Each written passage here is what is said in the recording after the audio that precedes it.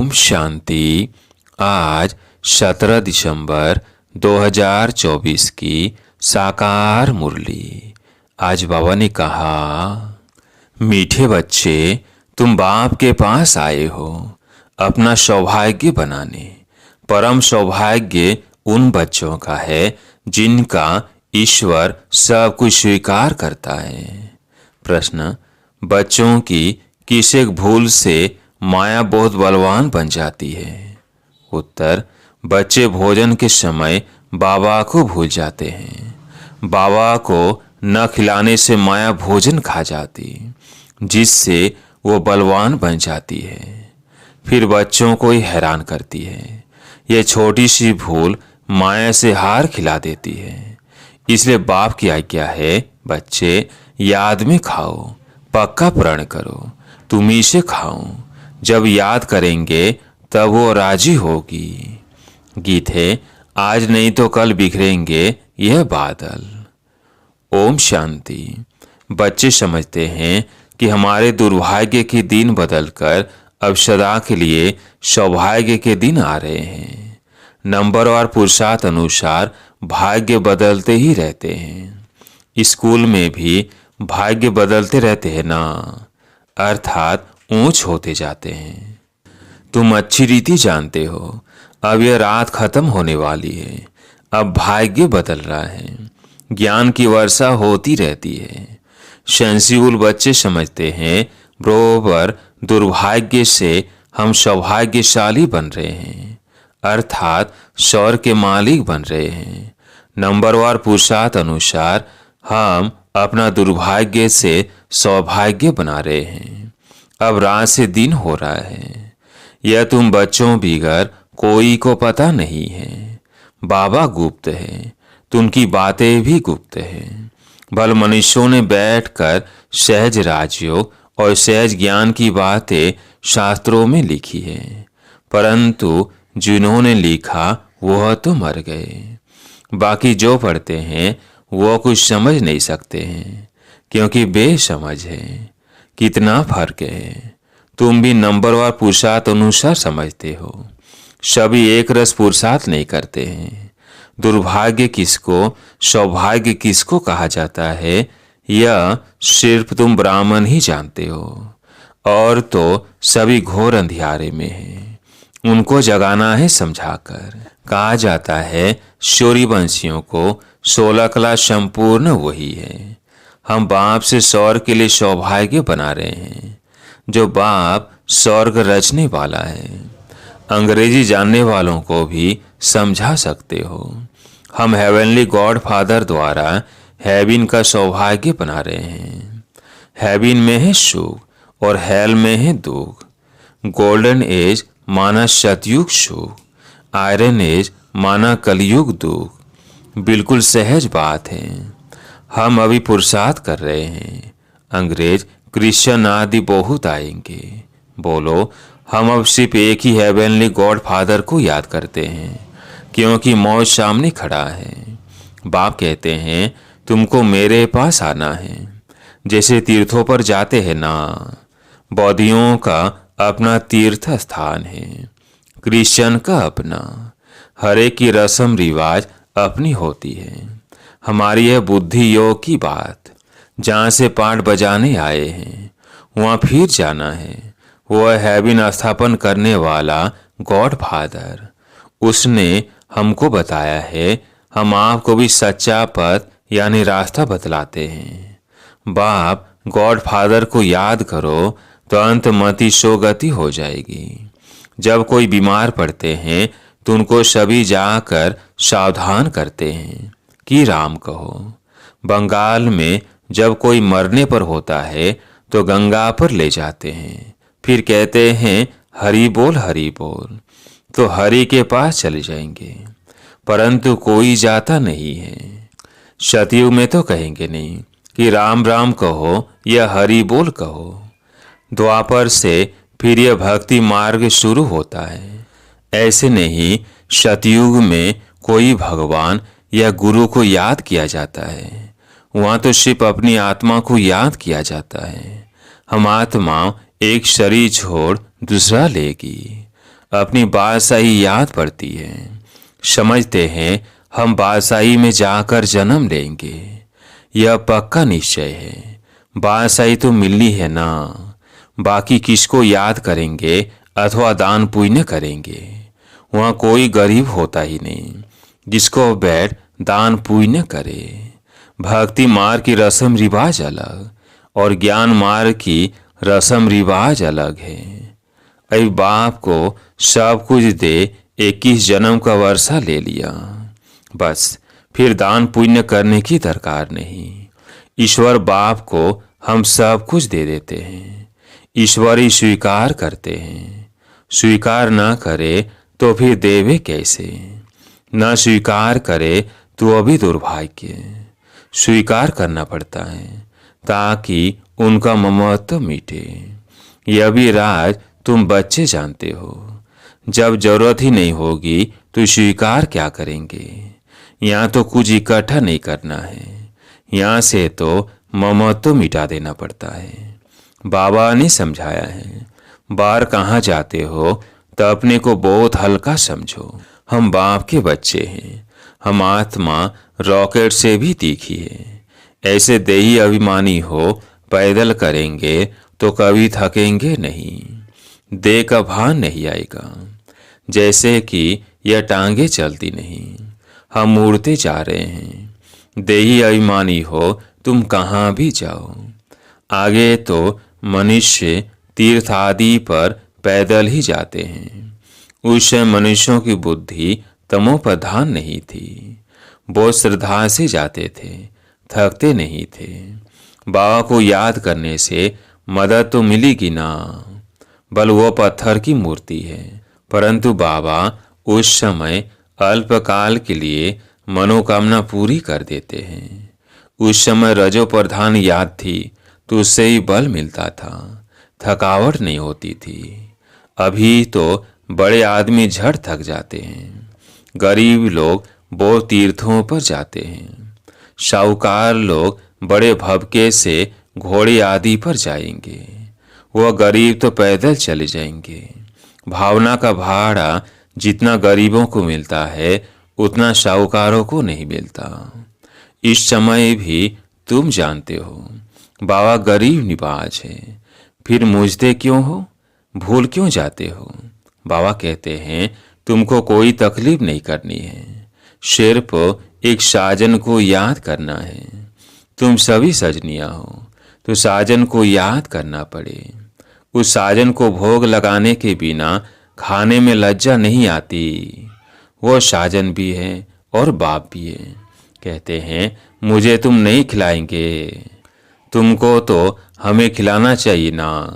देखो बाबा युक्तियां बतलाते हैं। तुम बाप अथवा साजन हो जो खिलाता है, पहले तो उनको खिलाना चाहिए। कहते लगाकर हमारी याद में खाओ, इसमें बड़ी मेहनत है।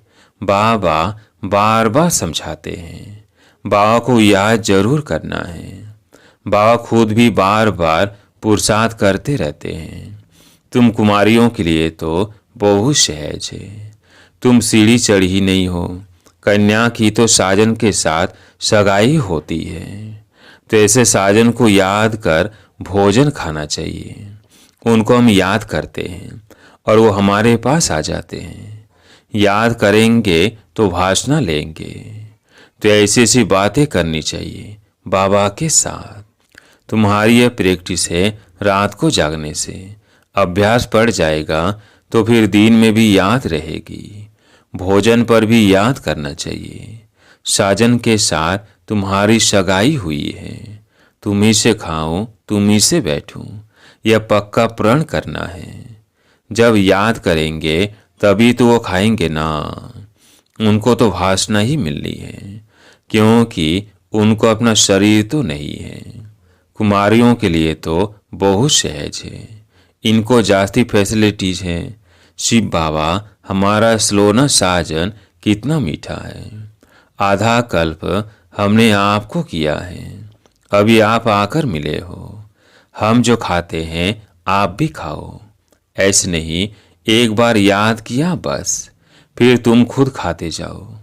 उनको खिलाना भूल जाओ। उनको भूलने से उनको मिलेगा नहीं। चीज़ें तो बहुत खाते हो, खिचड़ी खाएंगे, आम खाएंगे, मिठाई खाएंगे। ऐसे थोड़ी शुरू में याद किया खलास, फिर और चीज़ें वो कैसे खाएंगे।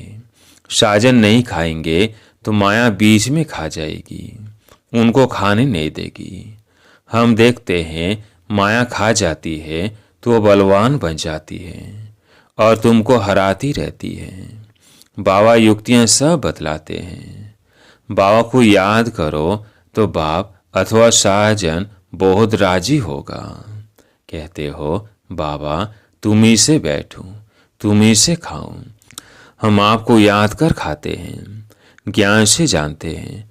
आप तो भाषणा ही लेंगे। यह तो लोन का शरीर है, याद करने से वो आते हैं।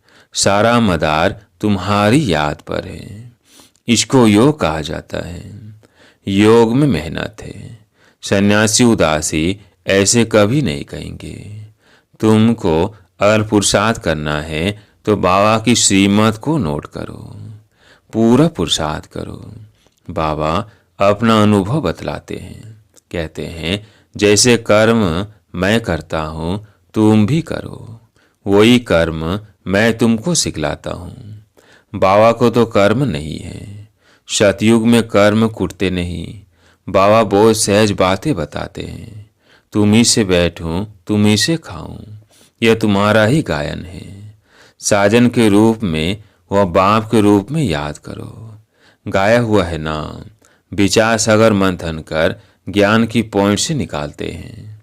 इस प्रैक्टिस से विकर्म विनाश होंगे, तंदुरुस्त भी बनेंगे।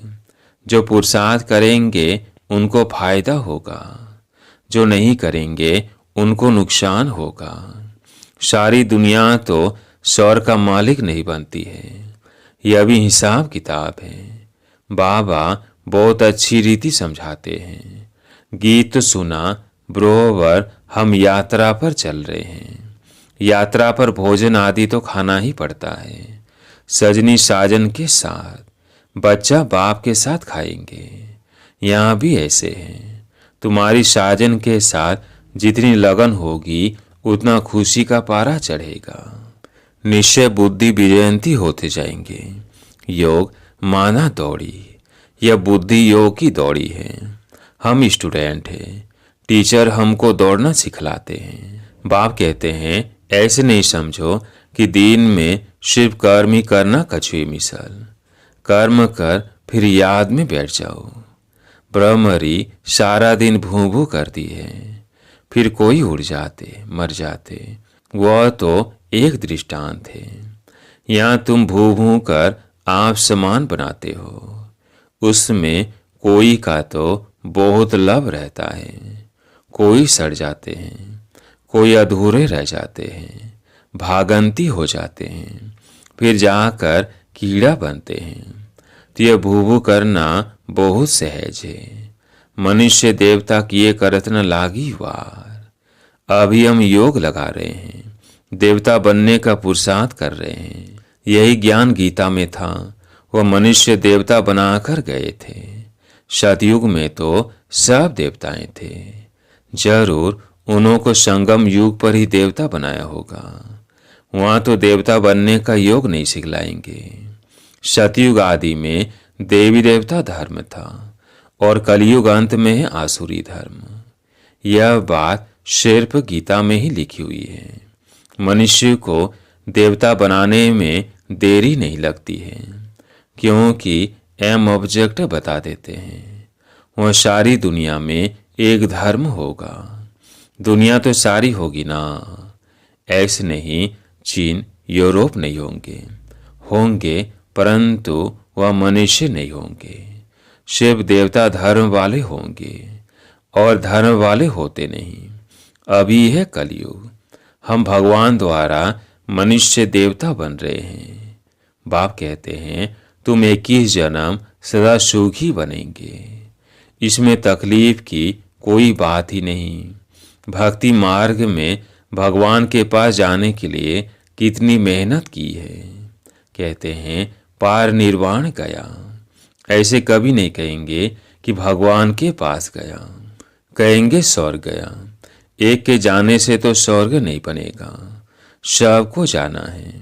गीता में लिखा हुआ है भगवान कालों का काल है, मच्छरों सदृश सभी को वापिस ले जाते हैं।